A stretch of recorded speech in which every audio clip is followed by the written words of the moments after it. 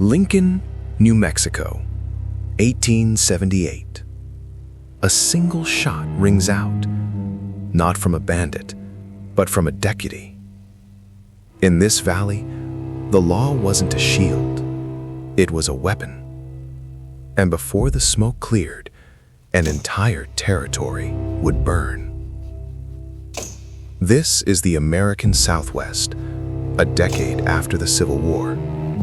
In the rugged expanses of Lincoln County, a land larger than Scotland, two factions are locked in a cold war for total domination. On one side, the House, a corrupt Irish monopoly. On the other, a young Englishman looking to build an empire. This wasn't just a feud, it was a struggle for the soul of the frontier. It would give birth to the legend of Billy the Kid, destroy families, and proved that in the Old West, justice was often just another word for revenge. To understand the blood spilled in Lincoln, you must first understand the money. For years, Lawrence Murphy and James Dolan, known simply as the House, held a stranglehold on the county. They owned the only store, the only bank, and most importantly, the only government contracts to supply beef to the nearby Fort Stanton and the Mescalero Apache Reservation. They were the law. They handpicked the sheriff, William Brady. They controlled the judges. If you lived in Lincoln, you bought from them, or you didn't survive. But in 1876, a newcomer arrived, John Tunstall, a 23-year-old Englishman with deep pockets and even deeper ambitions.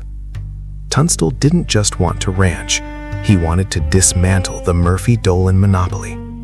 He opened a rival store, he started his own bank. To the House, this wasn't just competition, it was a declaration of war. February 18th, 1878.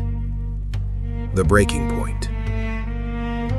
Using a flimsy legal pretext regarding a debt, Sheriff Brady sent a posse, mostly composed of Dolan's hired guns, to attach Tunstall's cattle. They found Tunstall on the road to Lincoln. He was unarmed, riding with a few of his ranch hands, including a young, wiry youth named William Bonney. The posse didn't come to talk. They came to execute. John Tunstall was shot through the chest, and then the head. The killers joked as they threw his hat on his dead horse.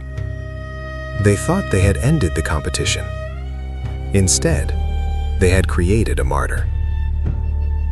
Among the men who escaped that day was the boy who would become Billy the Kid. Over Tunstall's grave, the survivors didn't pray for peace. They swore an oath of vengeance. They called themselves the Regulators.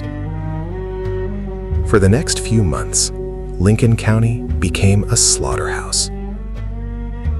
The Regulators, now legally deputized by a local justice of the peace, began hunting the men who killed Tunstall. But who was the law? Sheriff Brady had warrants for the Regulators. The Regulators had warrants for the sheriff's posse. Neighbors who had shared meals now watched each other through the sights of Winchester rifles. On April 1st, the violence reached the front door of the law. The Regulators ambushed Sheriff Brady on the main street of Lincoln. It was a bold, brutal move. The Kid was no longer just a ranch hand. He was the face of a rebellion. But blood only begets blood. The House retaliated.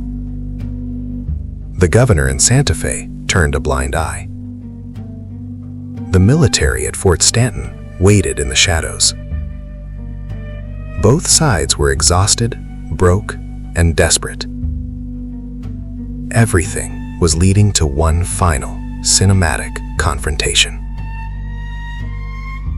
July 15th, 1878. The 5-day battle. Over 60 regulators and supporters holed up in the home of Alexander McSween, Tunstall's former partner. Across the street, the house forces surrounded them. For days, the town of Lincoln was a shooting gallery. No one could move. No one could eat. Then, the U.S. cavalry arrived from Fort Stanton. They claimed neutrality, but their Gatling guns were pointed directly at the McSween house. On the fifth day, the house set the house on fire. The regulators were trapped in a burning tomb. As night fell, the choice was simple: burn alive or run into a wall of lead. Through the smoke and the screams, Billy the Kid led a desperate charge. He survived. Others weren't so lucky. McSween was gunned down in his backyard. The house had won the battle. They had burned the opposition to the ground.